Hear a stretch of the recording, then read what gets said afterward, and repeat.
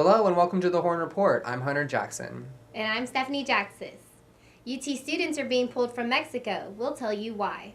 And there are two new updates on the Cactus Cafe saga. We'll tell you what caused a delay in the decision making. But first, the University Co-op is starting a textbook rental program. The new program will start next fall in hopes of making our UT education a little cheaper. The program will allow students to rent textbooks online, which will then be delivered to students who must return them to the co-op at the end of the semester. The co-op says over half of its books will be available for rental at up to 75% off the new sale price, and some at an even higher discount. But be careful, there will be a 20% fine for any late returns. For more information, go to rent.universitycoop.com. Director of the Harry Ransom Center, Thomas Staley, announced his retirement this week. Staley has worked as director for the past 22 years and raised over $100 million in donation and collection materials for the center.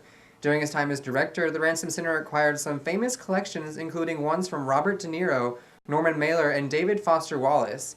Staley's last day will be August 31st, 2011. The University of Texas System announced this week that they are requiring all students, faculty, and staff studying abroad in Mexico to come back to Texas. The decision was made in light of the State Department warning, which suggests northern Mexico could become a battleground between rival drug cartels and Mexican law enforcement. UT Austin recalled its students in late March. We spoke with a few of the students after they returned. UT senior finance major Roberto Varela says he heard the gunshots outside his apartment.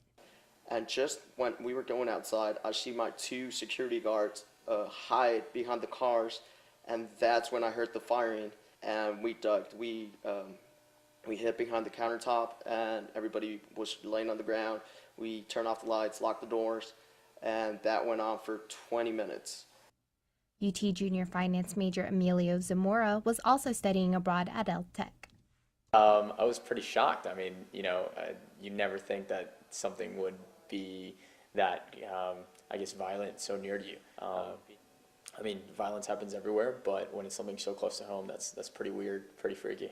I don't see the crime, the violence decreasing. I mean, right now it might be calm, but this war is just going to continue. A student Latin American organization gathered at the West Mall to protest the new Arizona immigration law, which some critics think will result in racial profiling. Some students in the organization wore pink boxers and pink handcuffs to protest an Arizona sheriff's decision to publicly humiliate arrested immigrants that he forced to dress similarly. What we're doing here today is we're going through and explaining the bill SB 1070 and what its purpose is in Arizona.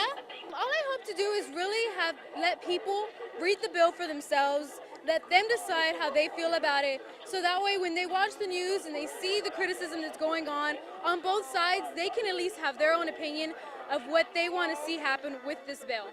The protesters also made a poster board with pictures of students in the organization to show how difficult it is to identify an undocumented immigrant from a citizen based on looks alone. The Union Board of Directors will delay making a decision on the Cactus Cafe until May 7th. Vice President Juan Gonzalez said an unexpected death of a family member will keep him from Friday's board meeting, where he planned to make his final suggestions. Wes Hamilton has the report from the meeting. Friday afternoon, fans of the Cactus Cafe flocked to the Union for the Board of Directors' final meeting, despite the news that no decision was to be announced. Before the meeting, about 40 fans lined the halls, waiting to get in and show their support, but due to a shortage of chairs, only half were allowed in.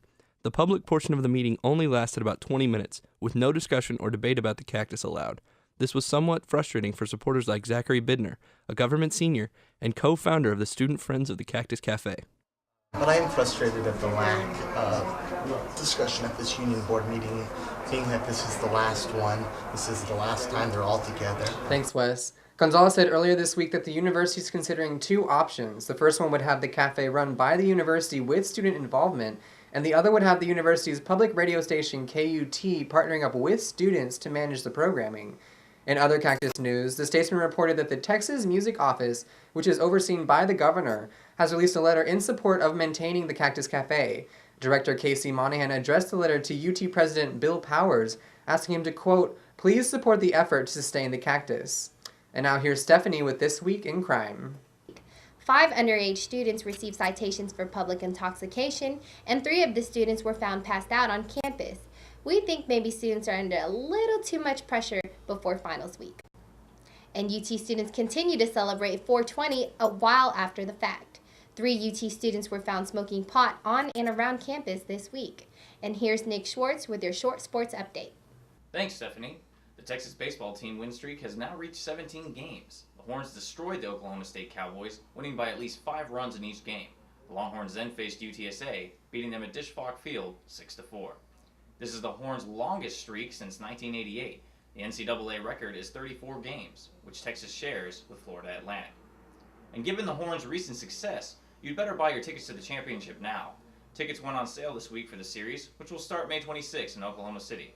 Tickets start at $67 and can be purchased at ticketreturn.com. In the meantime, the Longhorns look to continue their hot streak against Baylor. The first game will be played in Waco on Friday, with the next 2 coming to Austin over the weekend. I'm Nick Schwartz, and this has been your weekly Horns Sports Update. Back to y'all. Thanks, Nick. That's it for this week. We'll see you next time. Otay.